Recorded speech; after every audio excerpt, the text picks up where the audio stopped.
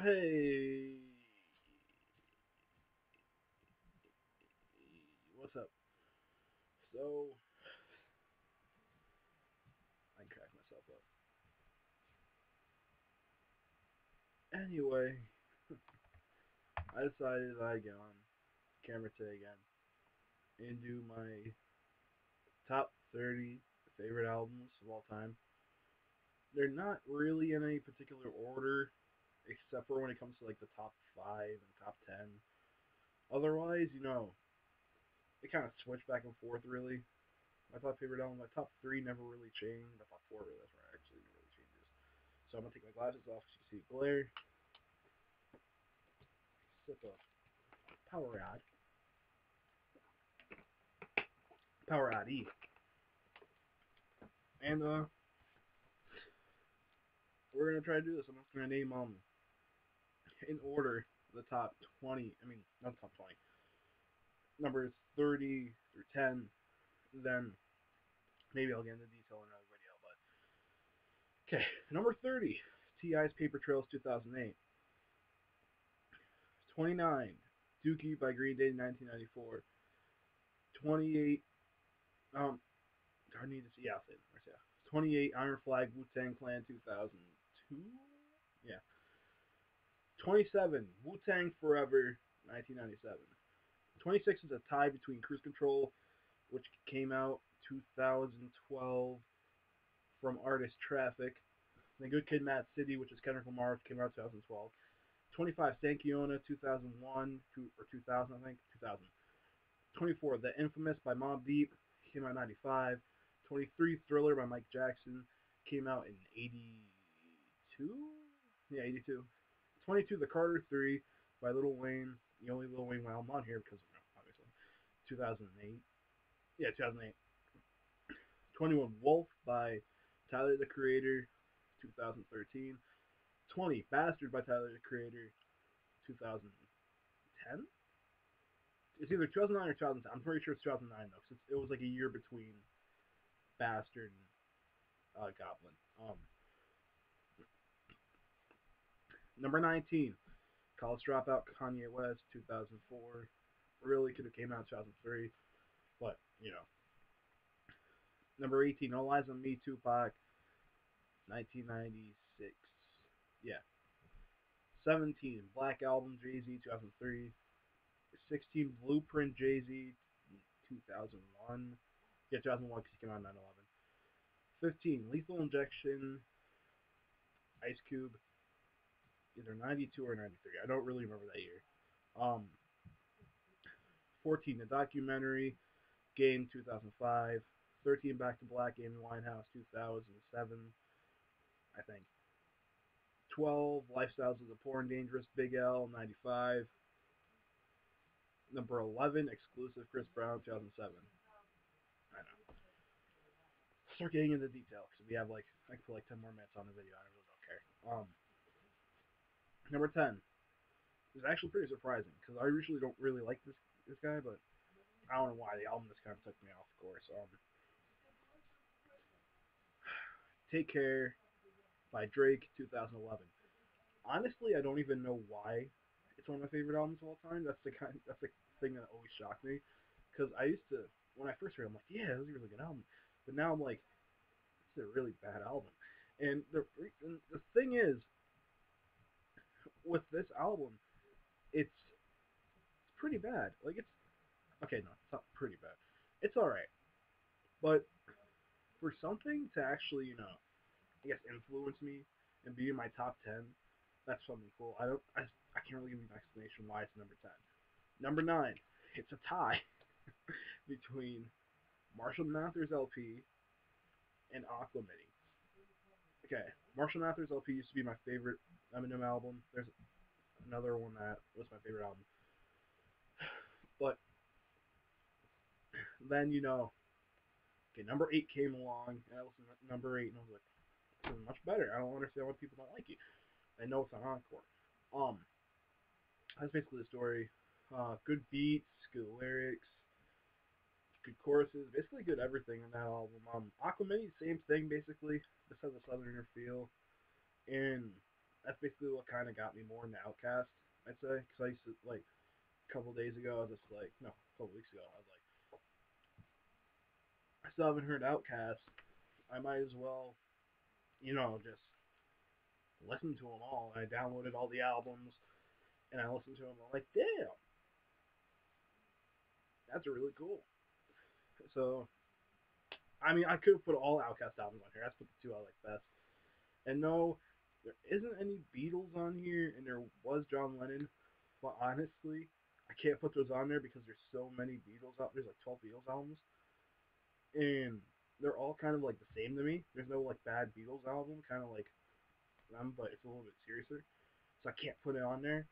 So basically, okay, let's say number 17 Black Album slash all the Beatles albums. Let's just put it there, I guess, because you guys are gonna complain.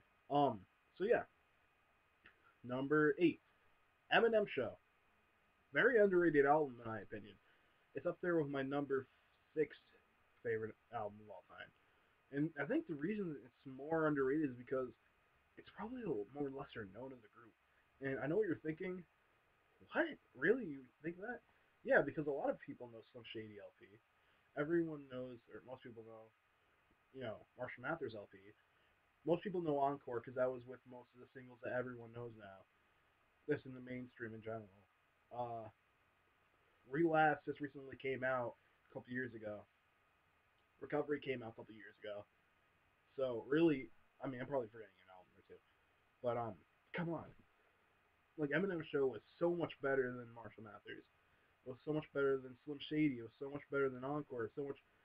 It's like the best Eminem album out there, and that's just my opinion. So good beats, good lyrics, whatever. Same thing for all these next top sevens. Number 7. Oh wait. Okay, back up. Marshall Mathers LP, Eminem, 2000, Aquamini, Outcast, 99 or 9 no 98. Yeah, 98 I think.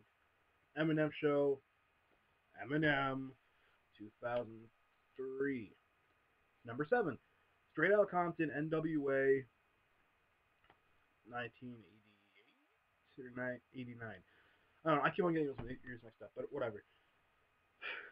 What really can I say about this album that has been said already? It's it was controversial, which made me want to listen to it more. Everyone has covered it. Really, it's just kind of out there.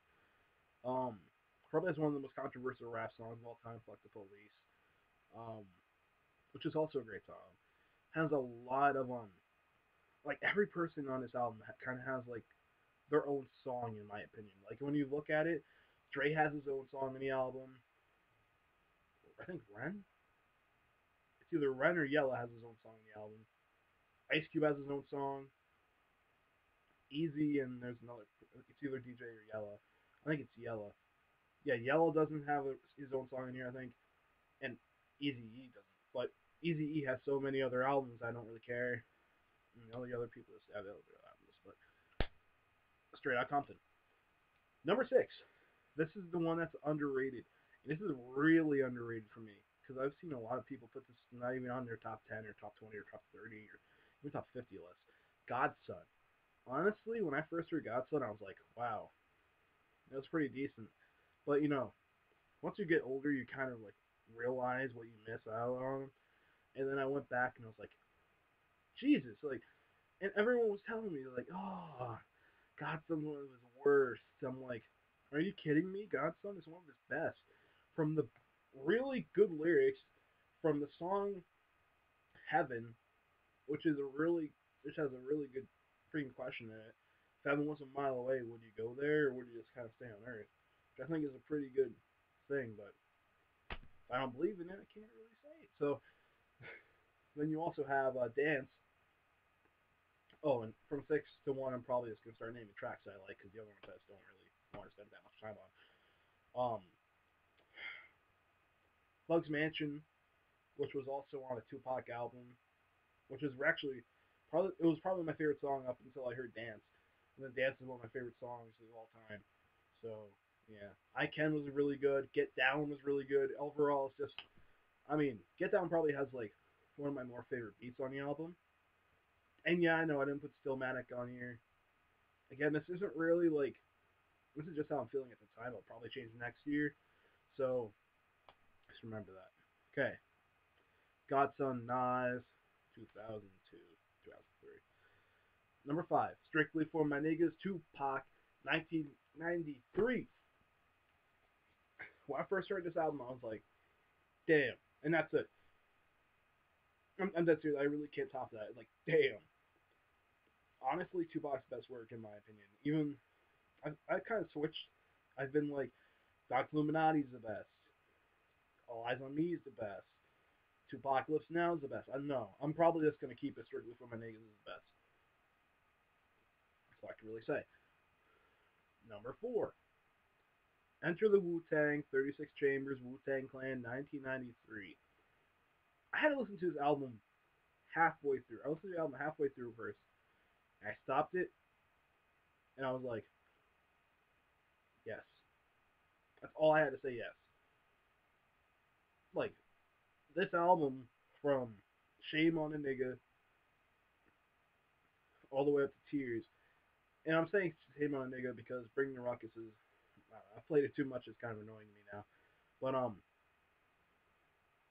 it's just perfect. Like the lyrics are on point.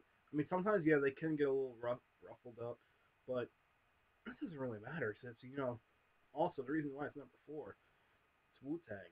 And if you see right back there, I got a Wu Tang Clan poster.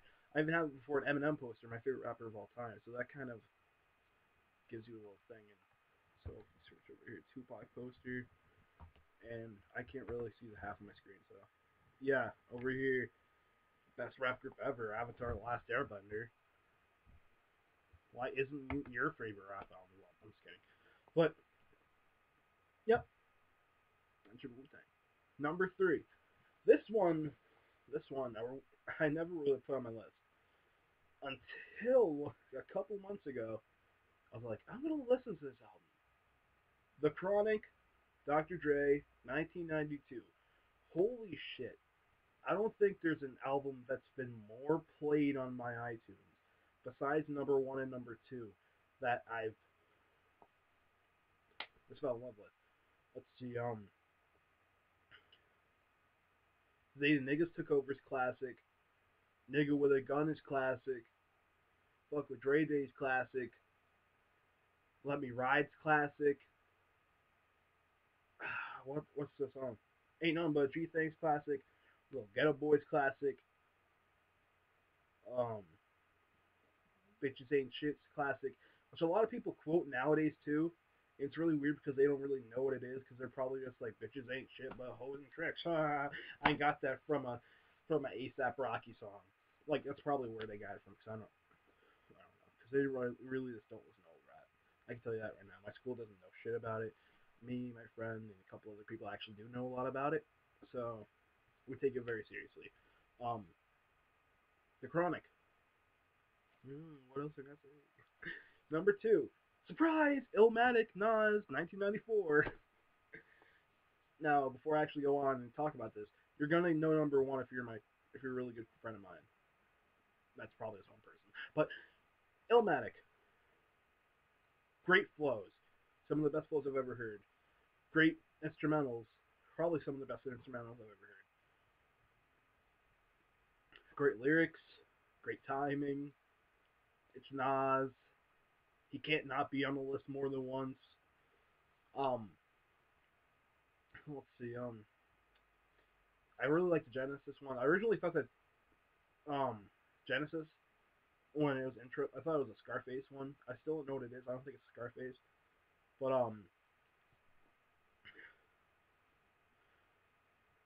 One Time for Your Mind's really classic. I think every album on here has at least one classic song on it. Like I don't know. Let's go randomly to the Carter 3. I think Got Money's a classic. And even if you guys are like, okay, yeah, it's kind of retarded. Got Money is pretty good. I'd even say a Millie. And then Back to Black.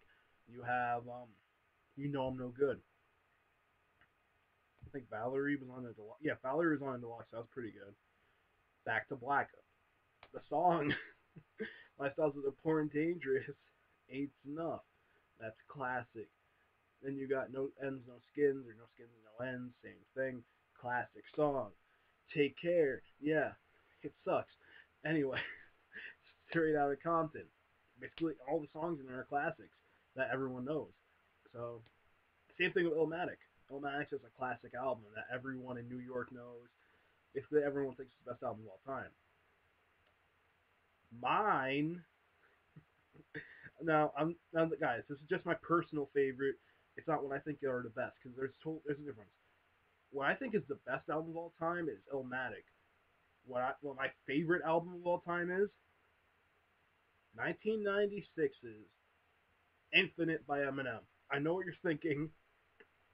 Huh? Really? That wasn't even on a major label. Okay, what does that have to do with anything? Honestly, if you guys heard Macklemore and Ryan Lewis's new album, they're not on a major record label. And why? Because they can do it on their own. I'm not saying the album was really great, but yeah, Macklemore's awesome. He had really good lyrics on that album. I'm not even gonna joke. I don't really like him as an artist just because he kind of annoys me now, but he's really good lyrics. He's not terrible or anything. You have Ryan Lewis. Anyway, yeah, Ryan Lewis. He's just Ryan Lewis. I don't know what to say about it. But you do have people out there who are not from major record companies making albums that are great. Eminem. When I first heard this album, I instantly knew it was my favorite album of all time. I don't even have to even go back. Like, I think I've listened to this thing legit. It says on here I probably listened to like 10 times straight through. Times up by maybe like 4 or 5, and you have how many times I've actually listened to Infinite. Infinite for me is responsible for most of the things you guys hear. If you really think about it, who do I really rap like? And when it comes to me, I'm thinking like an Eminem and Nas kind of mixed together. And the reason I'm saying that, I'm not saying because I have good flows or anything. It's because of my storytelling. Because I can get really crazy with my storytelling, but then also be really serious. Like I can write a serious song. Most of the time, it's really goofy though, and that's why I've run up to people and they're like, "Oh, who's your favorite rapper?" No, I say Eminem. It's not because I'm white or anything. Yeah, I am. Or I'm white. I'm really black. But people are just like, "Oh, Eminem. I used to love him. Then I got kind of bored of him. You know, it's just who it is." I'm like, so then who you like now? And a lot of people, say Death Grips, and I'm like, okay, that's cool. I actually like well, I actually like Death Grips too. Death Grip is, Death Grip is, Death Grips is a very weird band to listen to. I don't listen to them a lot, but I do like them. Some people say Immortal Technique. Okay, I can understand that. Proof, I can definitely understand that. And Proof's album isn't even on here because honestly, I just took it off. I just like it's not that great of an album for me on my favorites list. It's a great album, but I wouldn't say it's one of my favorites. Back to the point. With this album, from Infinite, the song Infinite, all the way to Jealousy Woes, I can listen to that like 4 times a day, really, if I wanted to. Like just that whole section of that album, which is basically, I think, the whole album. And a lot of people are like, oh, but it's such a bad thing. No reason why it flops. Who? Why? This is, like, honestly, I believe this is my favorite album of all time. And it's very hard to put like a staple on your favorite album of all time. Me, I just knew it right there. Like I can't tell you my favorite movie of all time because it's a toss up of like Clockwork Orange, Terminator 2, Pee Wee Herman's Big Adventure. I'm losing thought, but I mean, I have nothing else to say. It's Eminem, and after this, probably gonna make his top 10 favorite movies of all time. Feeling in the mood to do that. So I'll see you guys later. Make sure to like, subscribe, favorite this video, comment down below what your favorite album of all time is. And I'm actually not joking with Austin. I want to see what your opinion is. Make sure it's creative and not say something stupid. If you're gonna say like Illmatic, then please explain why. I totally understand if you just say Illmatic, you're just Illmatic because it is like that. And yeah, guys, I don't even know why I had headphones on this whole time.